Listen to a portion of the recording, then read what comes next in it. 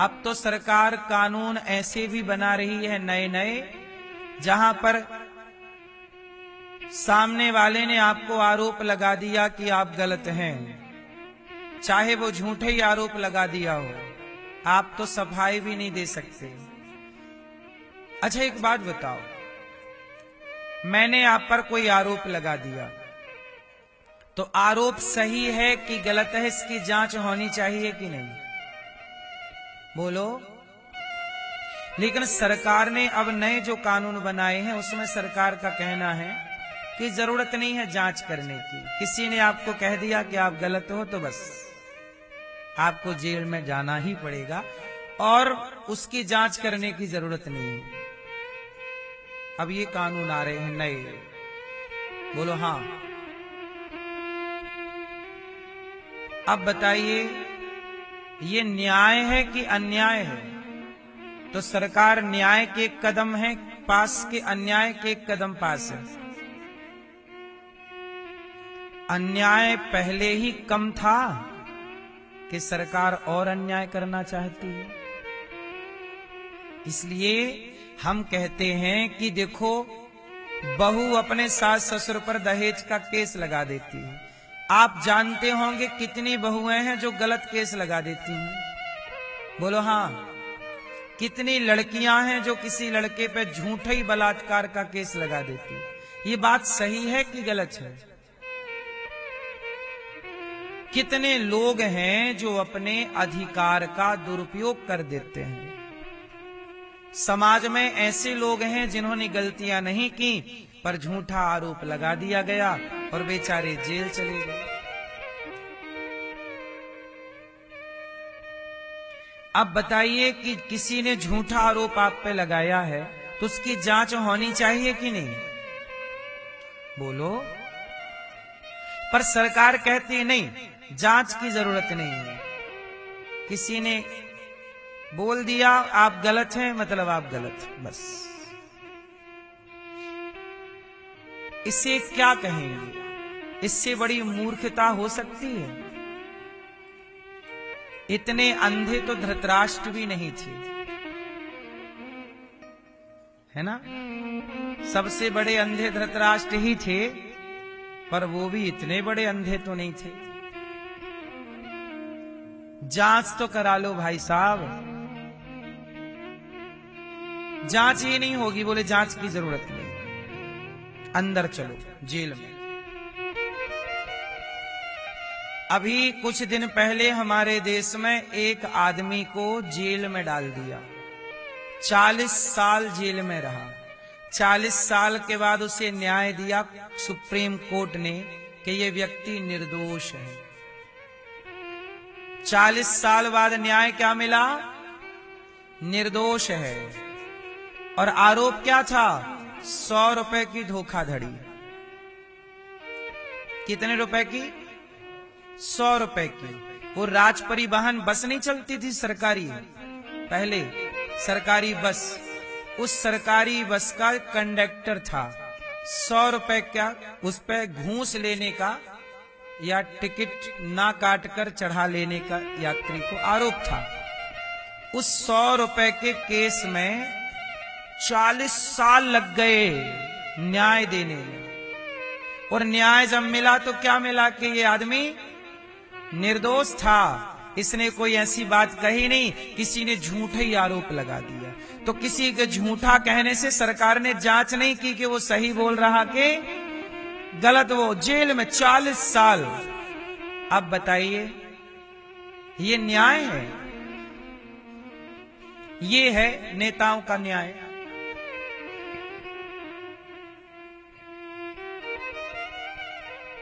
भगवान का न्याय अलग है साहब।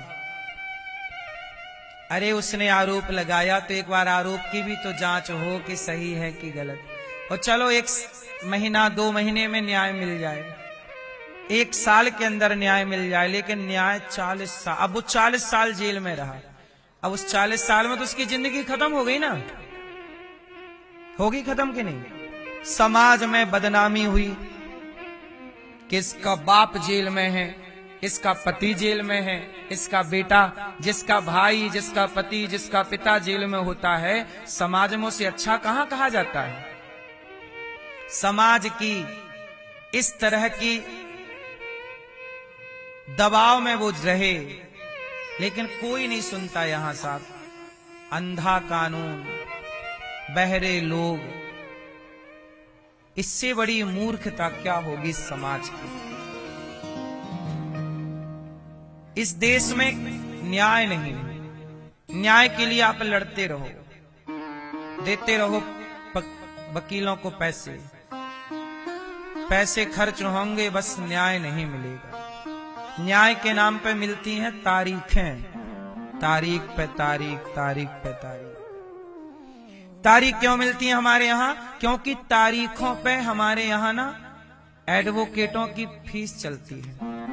जल्दी न्याय हो जाएगा तो एडवोकेट को पैसा कौन देगा? इसलिए लंबा लटकाते हैं केस, ताकि जितना लंबा रहेगा हर बार में 1000, 2000, 5000 चित्त हैं। समझ रहे हैं लेवल भ्रष्टाचार का।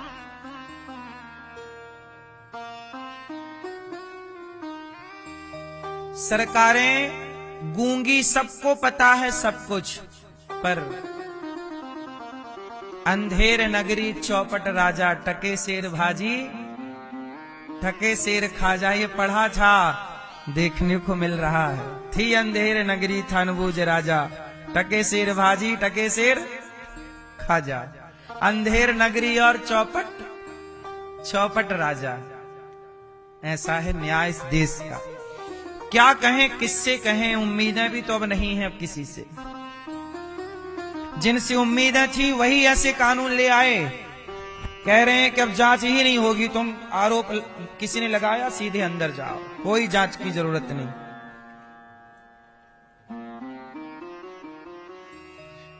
तो कुंती बुआ ने भगवान से हाथ जोड़ करके कहा, कृष्णाय वासुदेवाय देवकी नंदनाय चा नंद गोप कुमाराय गोविंदाय नमो नमः।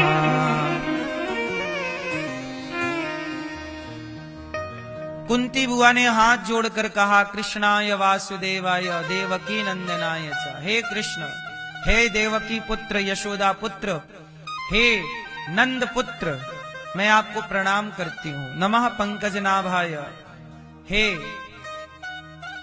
प्रभु आपके चरणों में कमल नयन कृष्ण, आपको प्रणाम है। भगवान बोले, बुआ क्यों प्रणाम कर रही हो? कुंती बुआ बोली, आज मैं आपसे कुछ मांगना चाहती हूँ। मांग लो। क्या मांगती हो बुआ? आज कुंती बुआ ने कहा, हे श्याम सुंदर, जो हम मांगेंगे आप हमें दोगे? हाँ हाँ मांग लो। कुंती बुआ ने आज भगवान से क्या मांगा? विपदा संतु नः शश्वत तत्र तत्र जगत गुरु। हे प्रभु, हमें विपत्ति दे दीजिए। हमें क्या दे दीजिए? जोर से, विपत्ति। क्या चाहिए? विपत्ति। कन्हैया मुस्कुराए, बुआ क्या मांग रही हो? सारी दुनिया सुख मांगती है, आप दुख मांग रही हो। कुंती बुआ बोली, दुख क्या करोगी? अब भगवान कृष्ण बोले, दुख क्या करोगे बुआ? दुख का क्या करोगी?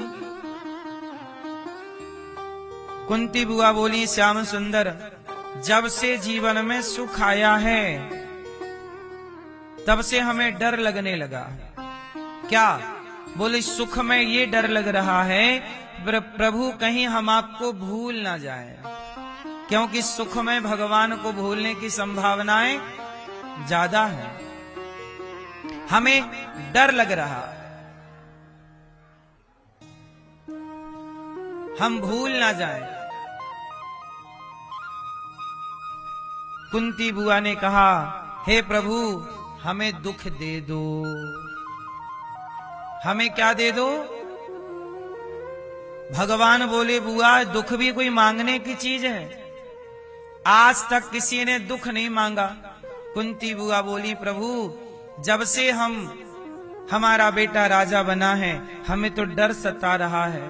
हमें प्रभु ऐसा दुख दे दो जिस दुख में प्रभु केवल आपकी याद बनी रहे, आपको भूलू ना।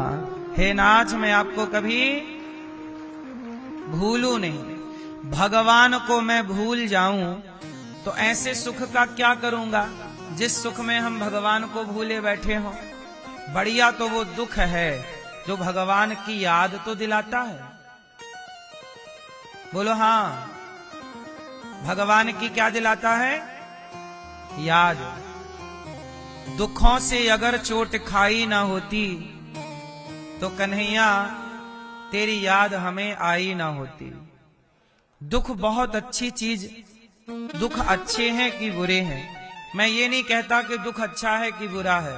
मैं ये कहता हूं कि ऐसा सुख बिल्कुल अच्छा नहीं है जो सुख हमें भगवान से दूर कर दे। दुख ही अच्छा, ऐसा दुख भी अच्छा जो भगवान के पास ले जाकर के खड़ा कर दे। कुंती बुआ बोली जब जब जीवन में दुख आया तो आपकी याद ज्यादा आई। अब सुख आ गया तो डर रही हूं कि कहीं मैं आपको भूल ना जाऊं। दुख आया, अच्छा एक बात समझो, हमारे देश के साधु संत सब छोड़ के फटे चीथड़े कपड़े पहन के काहे घूमते रहते हैं? ऐसा है कि संत लोग भ्रमण करते रहते हैं, कभी इस पेड़ के नीचे बैठे हैं कभी उस पेड़ के नीचे। क्यों? हम अच्छे महंगे गद्दों में अच्छे कमरों में सोएंगे तो खा पी के सो जाएंगे, लेकिन जो फुटपाथ पर है, जो दुख उठा रहा है, वो ज्यादा भगवान को याद कर रहा है। आप ही बताओ, सुखी व्यक्ति भगवान को ज्यादा याद कर रहा है कि दुखी व्यक्ति? बोलो। मंदिरों में, तीर्थों में सुखी व्यक्ति कम होते हैं, मंदिरों में, तीर्थों में दुखी व्यक्ति ज्यादा होते हैं। बोलो हाँ। सुखी व्यक्ति भगवान को तब तक याद नहीं करता जब तक उसके जीवन में दुख ना आ जाए। इसलिए तो कबीरदास जी ने कहा दुख में सुमिरन सब करें, सुख में करें ना।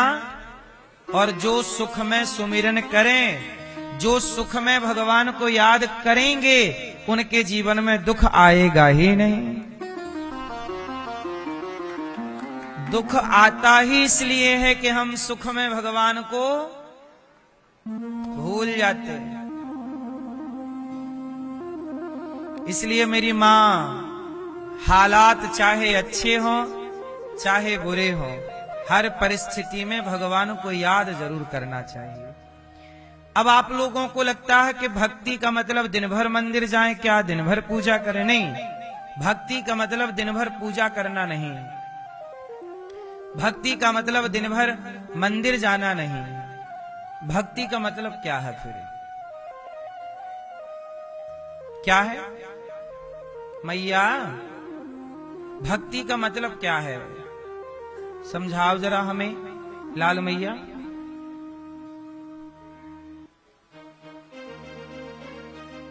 मैया, चश्मा वाली मैया पीछे बताओ, भक्ति का मतलब क्या है? क्या है मेरी मां? क्या है? सुनो, भक्ति का मतलब है कि हम मंदिर ही जाएं तो भक्ति कहलाएगी ना। आपको समय मिले तो मंदिर जाया करो, समय ना मिले तो मंदिर जाने की जरूरत नहीं है। समय मिले तो पूजा कर लो, भगवान को स्नान करा दो, प्रणाम कर लो। समय नहीं मिला तो कोई बात नहीं, दूर से हाथ ही जोड़ लो। लेकिन भक्ति क्या है फिर? तो सुनो, भक्ति क्या है? भक्ति का अर्थ है कि ईमानदारी से अपने कार्य को करना। जैसे आप किसान हैं, ईमानदारी से आप किसानी कीजिए, ईमानदारी से अपना कार्य करिए और काम करते हुए भगवान को याद करते रहिए। काम छोड़ के माला जपने की जरूरत नहीं है, काम करते हुए नाम जपो, ठीक है? ये भक्ति है। भक्ति क्या है? अब पत्नी कर रही है भक्ति, और पति बुला रहा है, सुनो जरा यहां आओ। है जब बैठे रहो बुढ़ी कहीं की, मैं माला जप रही हूं। अब पत्नी जप रही है माला, राम राम राम, पति बुला रहा यहां आओ। अब पत्नी बोली मैं माला जप रही हूं। अब पत्नी को लग रहा कि मैं भक्ति कर रही हूं। भक्ति नहीं कर रही हो, काम चोरी कर रही हो।